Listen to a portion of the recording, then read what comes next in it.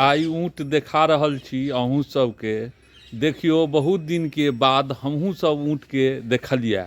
एना आब गांव घर सब में बहुत कम अबै छै। और देख लियो लत्ती चढ़ि रहल छै, तिलकोर के लत्ती खा रहल छै अहाँ के।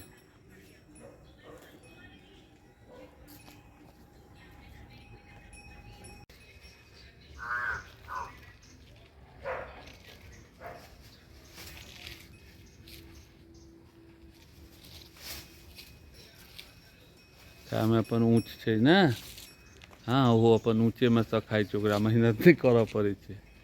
चोकर भूसा खियाबै छै। हाँ चोकर भूसा खियाबै छै। अच्छा चोकर भूसा खुआबै छियै। अपना तो घरे माल जाल है ना।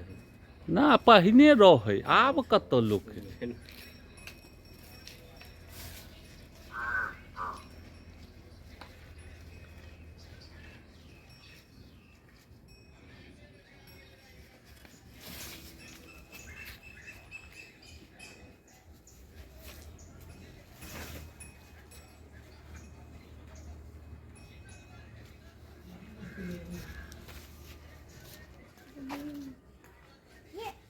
अहाँ सब पैरे लऽ कऽ चलै छियै। तो ई कतऽ से एलिया अहाँ सब? जी एलिया कतऽ से? ना पाली है जलामा शांत मुजफ्फरपुर है। मुजफ्फरपुर। आ फिर मुजफ्फरपुर से कतेक दिन में चलि अबै छी इम्हर सब में? अब उतना हम कोनो गिनै छी, सरकार के कितना दिन होबै। अच्छा घुमैत फिरैत रहै सहैत। हाँ अच्छा तो आश्रम में एके गो ऊँट छै कि आरो छै? एगो छै। अच्छा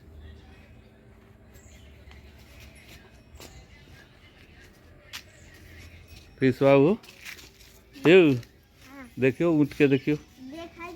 हाँ देखियो देखियो ऊँट के देखियो।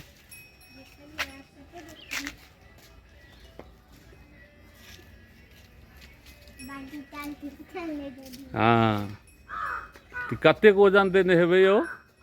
कहाँ वजन है उहे बर्तन उर्तन तो है बोरा चट्टी बाल्टी। लमसम तैयो बुझाइए 2 क्विंटल 3 किलो ना 2 क्विंटल 3 क्विंटल कथी है 2 क्विंटल ओढ़ना बिछना बोरा चट्टी 2 क्विंटल कहाँ से हो 2 क्विंटल नहीं हेतै ना।